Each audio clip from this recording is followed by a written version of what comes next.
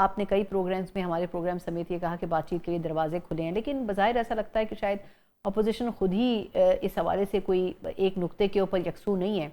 लेकिन अब ये जिस तरह हम देख रहे हैं कि एक मरतबा फिर महमूद अचकज़ई साहब मौलाना साहब से मुलाकात की है उन्होंने और एक्टिव हुए हैं, बड़ा ट्रस्ट करते थे आप लोग अचकज़ई साहब के ऊपर भी, तो अब कुछ उम्मीद हो सकती है कि वापस पार्लियामेंट फ्लोर के ऊपर अपोजिशन आए और उसको ही एक फ़ाल किरदार के तौर पर इस्तेमाल करे? देखिए, हमारी तो उम्मीद है कि जो जमहूरी रवैया है, जो जमहूरियत का हुस्न है, वो यही है कि अपोजिशन अपना किरदार अदा करे। लेकिन अफसोस इस बात का है कि आज दिन तक अपोजिशन ने अपना कोई किरदार अदा नहीं किया। कोई मुस्बत राय, कोई मुस्बत मशवरा या कोई तनकीद, कंस्ट्रक्टिव क्रिटिसिज्म जिसे कहा जाता है, वो भी नहीं हुआ। सिर्फ और सिर्फ जो है आके अपना एहतजाज करना, एहतजाज के नाम पे फिर पार्लियामेंट छोड़ के चले जाना। तो ये भी ऐसा नहीं होना चाहिए। ऑपोजिशन की जो बड़ी जमात अपने आप को बड़ी जमात कहती है, शायद अकेले उसका ये काम नहीं है, क्योंकि उनके अपने अंदर ही इतनी खलफशारियां हैं और ग्रुपिंग है। तो वो वाज़ेह तौर पे नजर आता है। और अब ऑपोजिशन लीडर महमूद खान अचकज़ई साहब ने अगर दीगर ऑपोजिशन लीडर से रब्ता कर रहे हैं, तो उसमें ऐसी कोई बात नहीं। बिल्कुल ऑपोजिशन जमातों से बातचीत और रब्ते में होती हैं, और बेशक वो रब्ता करें। लेकिन किसी किस्म की तहरीक, किसी किस्म की कॉल, किसी किस्म का एहतजाज जो कि गैर आईनी हो, तो मैं नहीं समझता कि वो उसमें किसी हवाले से जो है कोई पेशरफ आ सकती है आगे। मौसम गर्मा की शदीद जो है वो दिन होंगे, हम्म। और मेरे ख्याल से बड़ा इंतहाई मुश्किल होगा ईद के बाद। और फिर अशूरा भी है।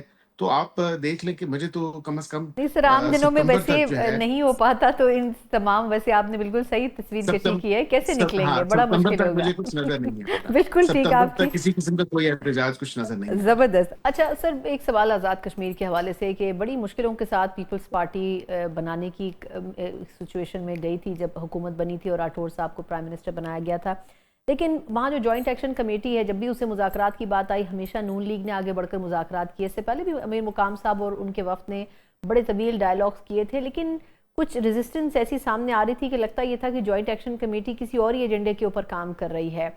अच्छा, इस मरतबा महसूस ये हो रहा है कि वहाँ फिर ये शटर डाउन और मुसलसल दबाव की एक जो टैक्टिक्स है ये इस्तेमाल हो रही है, गवर्नमेंट को भी वहाँ के अंडर प्रेशर लाया जा रहा है। आपके ख्याल में ये सिचुएशन कहाँ जाती है? मतलब उस हवाले से कुछ जो है वो बड़ी हद तक ये भी चीज़ें सामने आ रही हैं कि शायद ये कोई बहुत देर पा सोल्यूशन नहीं होगा, जो जॉइंट एक्शन कमेटी जिस पॉइंट्स के ऊपर अपने आप को लेकर चल रही है। आपकी क्या राय है इस पे? देखिए, देखें, पहले हमने उनसे एंगेज किया। आपको याद होगा कि वहाँ पे यही शटर डाउन हड़ताल, और फिर वहाँ पे जो है एहतजाज किया गया। फिर हमने हुकूमत ने एंगेज किया। उनकी जो रिजर्वेशन थी, हमने कहा कि जो एक मुआहदा भी हुआ, आपने देखा कि उस पे बातचीत भी हुई। उन पे उनके जो वैलिड पॉइंट्स थे, जो रीजनेबल पॉइंट्स थे, वो हमने कंसिडर भी किए, और उन पे काम हो भी रहा है। ये ऐसा नहीं है कि काम नहीं हो रहा। लेकिन अब उस पे कई चीजों में देर से बेर हो जाती है। ये किसी ने फोर्स ही नहीं किया था कि इस खत्ते में जो है इस किस्म की जंग जो है वो लग जाएगी। तो इसमें कम से कम कुशन होना चाहिए चीजों का। और मैं समझता हूँ कि अगर वो दोबारा कानून अपने हाथों में लेंगे, तो फिर कानून तो हरकत में आएगा। और जो स्टेट की रिट है, वो तो डेफिनेटली कायम दायम रहेगी। लेकिन खुश उसलूबी से, मेरे ख्याल से अगर कोई ऐसी रिजर्वेशन है, तो बिल्कुल वो हुकूमती जो वफ्द था उसके साथ दोबारा वो राब्ता कायम कर सकते हैं, एंगेज कर सकते हैं। और मिलजुल के एक डायलॉग के थ्रू, डिस्कोर्स के थ्रू, बातचीत के थ्रू मामला हल किए जा सकते हैं। सही। अच्छा, एक आखिरी सवाल सर आपसे ये करना चाहूँगी कि आपके ख़्याल में ये आज एक ख़बर गर्दिश करती रही जो कि ब्लू पासपोर्ट्स के हवाले से एक जो रिक्वेस्ट जमा करवाई गई थी सेनेट में, बड़ी हद तक सर इस पे डिबेट हो रही थी कि जी क्या वाकई ब्लू पासपोर्ट जो हैं वो एक्स पार्लियामेंटेरियंस या एक्स सेनेटर्स को मिलने चाहिए। थोड़ा सा इसके ऊपर गवर्नमेंट के ऊपर भी सवाल हुआ, लेकिन तलाल चौधरी साहब ने बड़ी हद तक क्लियर किया कि हम इस तरह पासपोर्ट सबको ब्लू नहीं कर सकते, दे सकते, क्योंकि ऑब्वियसली कहीं कोई मसला होता है तो उसमें जो उसकी ग्रेडिंग है उस पर फ़र्क पड़ता है।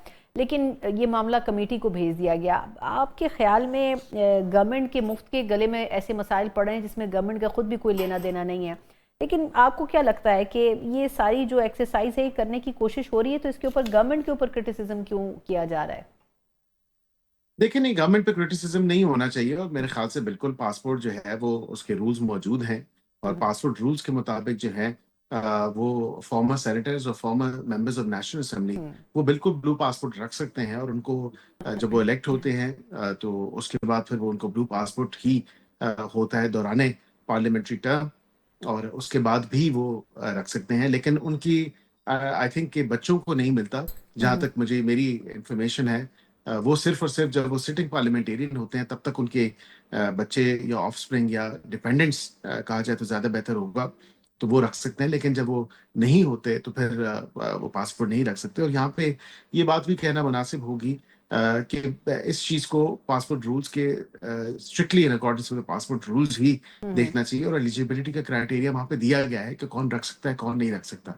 इस चीज पे बिल्कुल तलाल जॉय साहब ने ठीक कहा कि ग्रेडिंग पे इफेक्ट होता है, हम्म। तो इसको इस हवाले से देखने की जरूरत है, strictly in accordance with the law.